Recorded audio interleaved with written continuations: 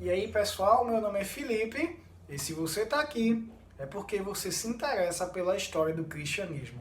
Então fica por aí que a gente está só começando.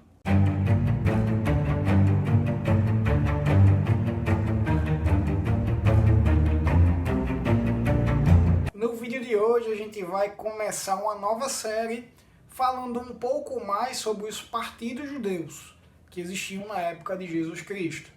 Afinal, como eu falei no vídeo passado, Jesus era judeu. Mas antes eu queria trazer para vocês as respostas a respeito das perguntas que foram feitas lá no History, lá do Instagram. Me perguntaram sobre a Septuaginta. Pediram para eu explicar um pouco mais sobre a Septuaginta, o que é que seria ela. A Septuaginta, como eu falei no vídeo sobre os gregos, ela é uma versão grega do Antigo Testamento. Ela foi feita pela necessidade que os judeus possuíam na época de poder saber sobre o Antigo Testamento, já que devido à helenização do mundo grego, isso acabou ficando muito mais difícil, já que os judeus acabaram com o tempo por desaprender sua língua materna, que é o hebraico. Conta-se a lenda que a Septuaginta foi escrita por 70 sábios judeus que foram enclausurados durante 70 dias e cada um fez uma tradução do Antigo Testamento de forma independente. Eles tiveram um resultado tão primoroso que todos fizeram exatamente a mesma tradução. É claro que isso é uma lenda. Não foi assim que a Septuaginta nasceu. Foi fruto mesmo de muitos anos que o trabalho dos judeus renderam e produziram. Outra pergunta que também fizeram foi se os judeus daquela época só falavam em grego. Não. Existiam alguns judeus, são inclusive chamados na Bíblia de judeus da dispersão, falavam majoritariamente no idioma grego. E alguns deles já não sabiam mais o idioma materno. Mas existiam outros judeus que habitavam na região da Palestina e continuavam falando a sua língua materna. Esses judeus eram judeus de fala grega. Os judeus que eu digo que precisavam da tradução do Antigo Testamento. E agora a gente vai entrar no tema do vídeo. E a gente vai falar um pouco mais sobre os grupos de judeus que existiam na época de Jesus. Afinal, se você já leu a Bíblia, ou se você lê a Bíblia, já se deparou com nomes como fariseus, saduceus, zelotes. A gente vai ver um pouquinho sobre eles. Voltando sempre a repetir, toda abordagem é um recorte. Existiam então naquele tempo, no tempo de Jesus, vários partidos ou grupos judaicos.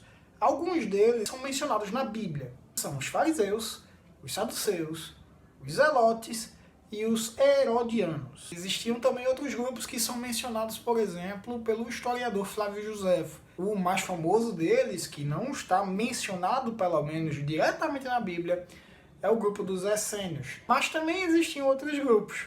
Eles apresentavam crenças diferentes uns dos outros, culturas diferentes umas das outras, possuíam cerimônias diferentes umas das outras, no geral, um estilo de vida diferente uns dos outros, mesmo sendo todos eles judeus. Certamente o mais conhecido e mais falado desse grupo é o grupo dos fariseus. E aí, tá gostando do vídeo? Se tá gostando do vídeo, já vai deixando o teu like, tá bom? Este grupo, os fariseus, eles criam na soberania de Deus e na responsabilidade humana, como sendo não excludentes. Criam na imortalidade de pessoas boas e de pessoas más, e também acreditavam que as suas tradições orais eram como se fossem extensões das escrituras sagradas. Também criam na ressurreição, criam em anjos e em espíritos. Isso fez eles aproximarem-se bastante dos primeiros cristãos,